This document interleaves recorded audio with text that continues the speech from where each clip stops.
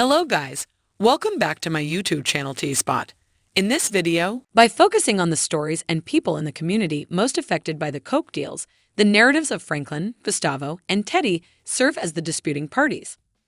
Through their characters, we can notice the expected main thrusts behind people who decide to participate in criminal behavior as well as the outcomes that outcome.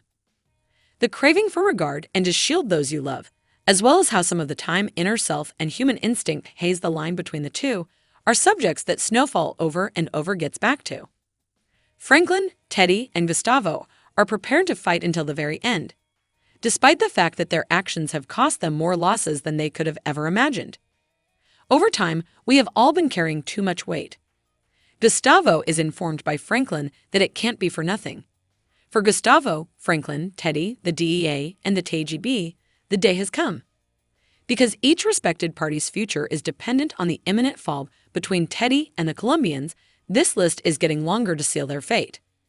For weeks, this has been planned and prepared.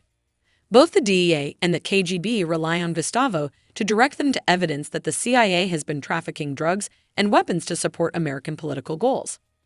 Franklin likewise requires Teddy's area to recuperate his lost cash and precise his final venture of counter.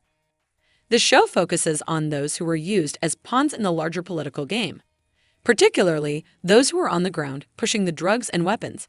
So it makes sense that Franklin and Gustavo would be the last two people standing after the chaotic meeting with Teddy, Ruben, and the DEA.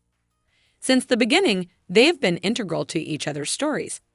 They have saved each other from death on various times and have formed into dedicated partners in the game. Now that time is running out and the drop date has arrived, they are more dependent on one another than ever. To put it mildly, Gustavo has been going through it. While he faces charges from 3 different government agencies, one of which is not even from the nation in which he currently resides, he is losing his family. Throughout the season, he has been looking for a way out, and Franklin has promised to provide one if he can just get in with Teddy. Naturally, Gustavo has a way out, and the KGB and DEA also want to find Teddy. But which organization do you have more faith in? Franklin or the government? Gustavo goes to Jerome's dinner, places his faith in Franklin, and steals the passports and cash.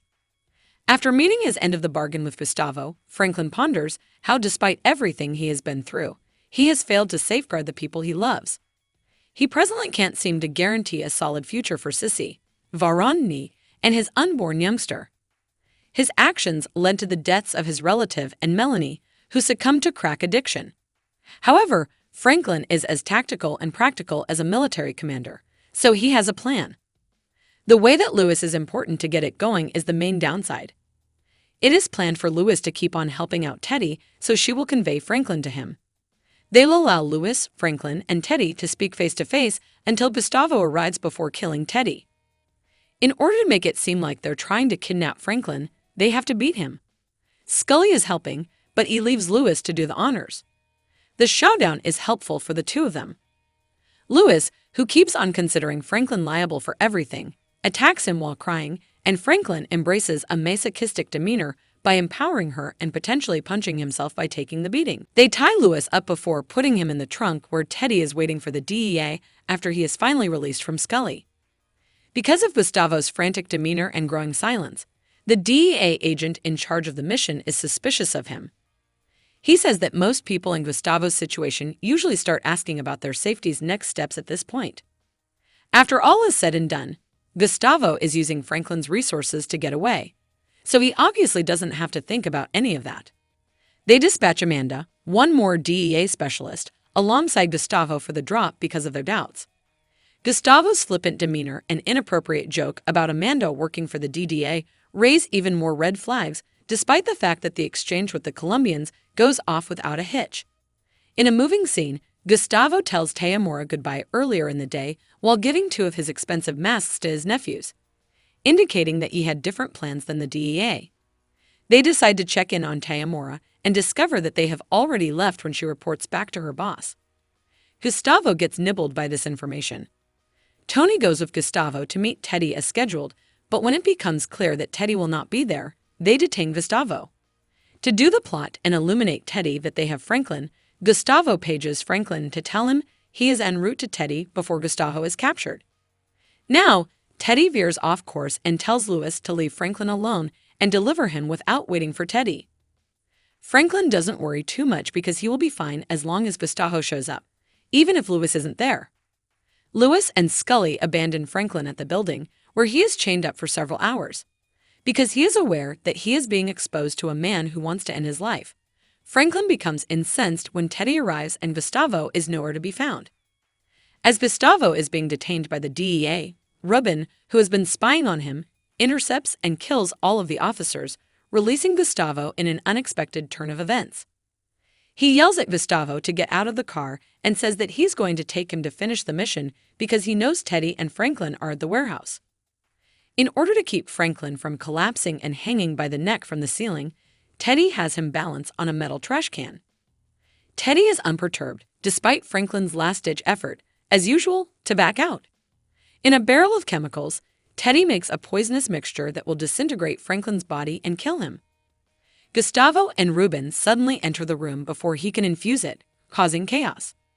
Franklin cries out to be let loose, but Ruben tells Gustavo to tie Teddy up with a forklift and ignores him. Ruben tells Gustavo to bring Teddy's secret weapon, but Gustavo fights back, demonstrating to us that he is a great wrestler. When Teddy turns his back on Ruben, he believes Gustavo is still on his side and frees Franklin at the last minute. "So, what do you want to do?" Gustavo asks his friend. The dynamic duo is once again in control, and Teddy is desperately attempting to persuade him to remain on the side of the CIA. I'm aware that she followed Franklin's plan, but I don't trust Louis. I have a sneaking suspicion that once she wipes Teddy's hands, she will return to Franklin because she is still taking no responsibility for her situation. She will not manage this conflict peacefully. Congratulations to Edmund Joseph, Jerome's actor, who directed this episode. I adore the image of them both seated at the table when Teddy begs Parissa for guidance. She is Teddy's moral compass, and I love how they are a small light square in a large dark frame. Regarding Jerome, they did an excellent job of evoking a genuine funeral and reception, complete with an individual wearing an airbrushed memorial t-shirt. Similar to events in real life, what began as a covert mission to combat communism quickly spiraled out of control, further alienating Teddy from the CIA, which does not wish to be associated with what has taken place. He turns to Paris for guidance on what to do next because he is aware that he has few options and has never had a novel idea in his life. Teddy, on the other hand, begs her to marry him. He has been hiding until she pulls out the wedding ring. I get the odd impression that Paris might try to save Teddy. In fact, going into labor or experiencing contractions is extremely stressful. While everything else is going on, I'm hoping for a healthy saint child, as there are only 2 more episodes. I don't know how far along she is, but it seems early for delivery. It was wonderful to see Scully and Leon making up at the dinner. I thought their story arcs were the most beautiful of any of the Snowfall characters. I'm hoping that Scully and Leon will also make an appearance in a Snowfall spin-off featuring Wanda, Gale, and Bean. Let us know what you think in the comments below. And don't forget to like, subscribe, and share the video. Thank you for watching. See you soon.